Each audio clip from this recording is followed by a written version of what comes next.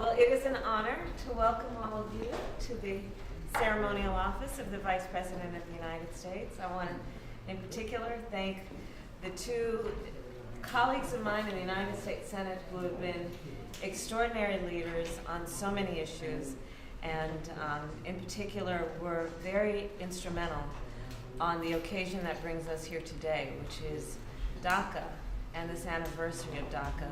They have been tireless in their fight in the United States Senate and in the United States Congress. So I want to thank Senator Durbin, Senator Menendez in particular, for your leadership and your friendship on this issue and so many others. So 1 week after I was sworn into the United States Senate as a member of the Homeland Security Committee, and that was in 2017, in January of 2017, I was in a hearing, and in the hearing, there was a hearing for the nomination of the Secretary of the Department of Homeland Security. I remember that hearing quite well. And I asked him a number of questions, but I was very specific in the subject that I was talking with him about, which was DACA. And as you know, the Committee on Homeland Security has a range of areas that it is responsible for overseeing, but I was particularly interested in how this nominee thought of the role of our government on the issue of DACA.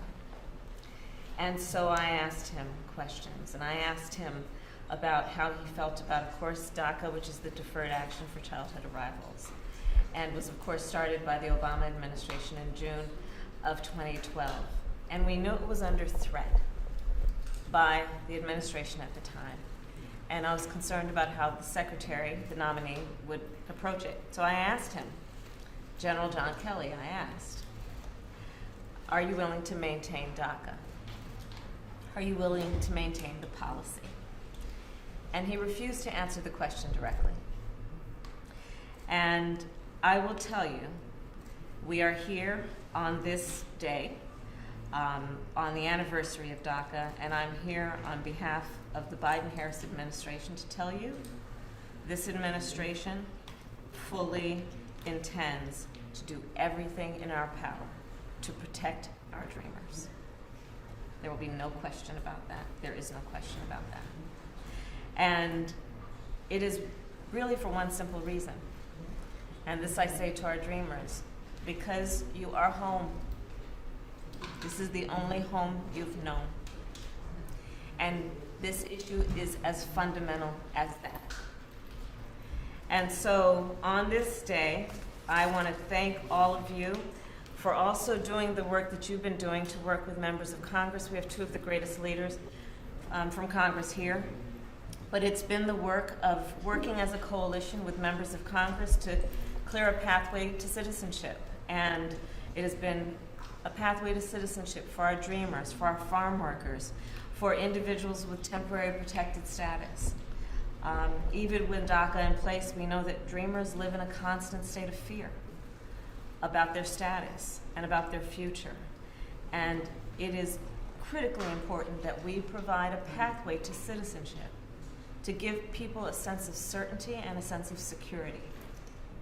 The House of Representatives, of course, has passed the American Dream and Promise Act and the Farm Workforce Modernization Act. We are calling on the Senate to do the same, and these two have been two of the greatest leaders in that regard.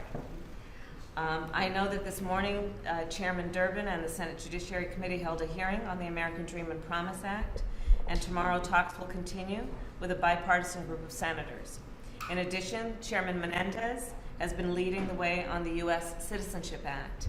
And again, I want to thank you both for your leadership, because it has not been easy to do what you have been doing for years in this fight.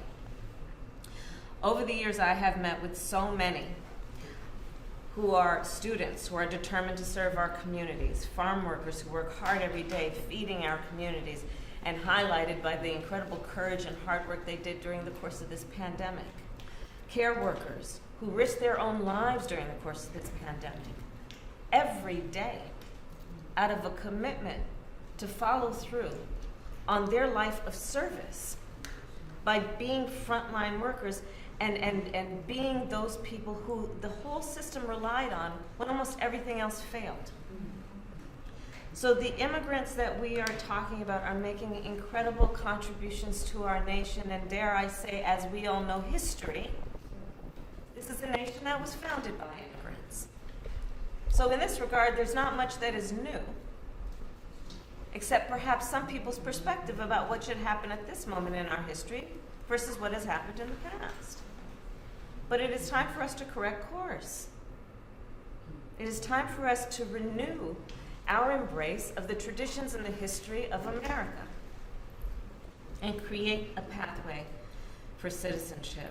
So there is an urgency to this moment, and your stories are America's stories, and that's why we're here today, to share stories and to renew our commitment to this issue, both in terms of making progress, seeing action, but also making it very clear that when we are talking about a fundamental issue that is about safety and security and citizenship, we should create a pathway and allow people that opportunity, people who, in many cases, for decades, have been serving our country with courage and commitment.